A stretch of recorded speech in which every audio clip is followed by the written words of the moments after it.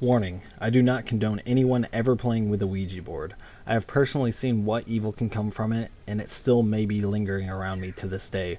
This guide is purely for those of you that do not listen to my warnings, and the people that are simply interested. This is my top 14 rules for playing with a Ouija board. Rule number 1. Never play with the Ouija board alone.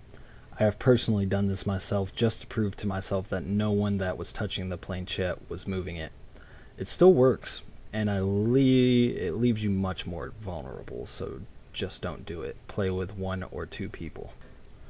Rule number 2. Do not play with this if you are depressed or mentally unstable. Demons can feed on negative energy and can come into your life much easier this way. That being said, I have also done this, and it is probably part of the reason I've had so many negative things happen in my life. Rule number 3. If you do let a demon in, immediately bless the house or have a priest come by before it gets worse. Rule number 4. Do not treat the Ouija board like a game. Even if you're skeptical, treat it as if it is real. You can really piss off the dead this way. Rule number 5. Never let the spirits count down through the letters and numbers. This is a bad omen, and it is said that they can come into our world this way. Rule number 6.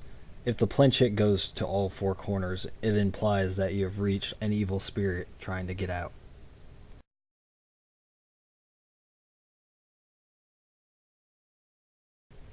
Rule number 7. Do not let the planchette figure 8, as this is considered a bad omen as well, and the evil spirit is trying to get out.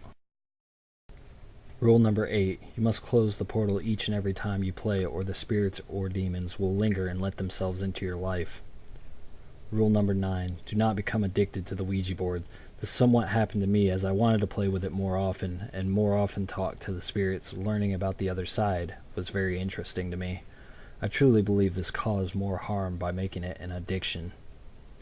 Rule number 10. Never trust any spirit. The evil ones will lie to try to make it look like they are not malevolent, but they are. So if you look for the signs to see that it may be an evil spirit, immediately say goodbye if it is. Rule number 11. Do not burn a Ouija board. It is said that it will scream, and the ones that hear the scream have less than 36 hours to live. I cannot confirm this myself, but I'm not going to take the chance as I know the power of the Ouija board personally. Rule number 12. The proper way to dispose of a Ouija board is to break it into 7 pieces, put holy water on it, and then bury it. Personally, I just threw mine away and I never came back across of it. Rule number 13. It is said that you never want to ask the Ouija board about God or when you will die. I have asked the Ouija board about God before, and usually it will mention God if it's not evil. That is actually a good way to find out if the spirit is evil or not. The evil ones will get pissed off, and the good ones don't mind talking about God. Rule number 14. Always light a white candle while you're playing with the board, and be respectful to the spirits you contact. White is the color of benevolence, and every dead person, or not, deserves respect until they disrespect you.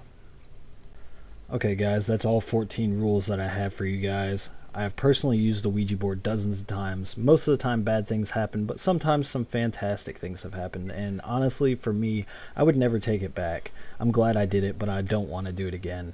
I've talked to loved ones, and friends have talked to loved ones through the board before, so that can be a good thing. However, there is a huge amount of risk while playing with these things. I am overall glad that I played with the board because before I did, I was skeptical about whether there was life after death. But now I know for sure that there is.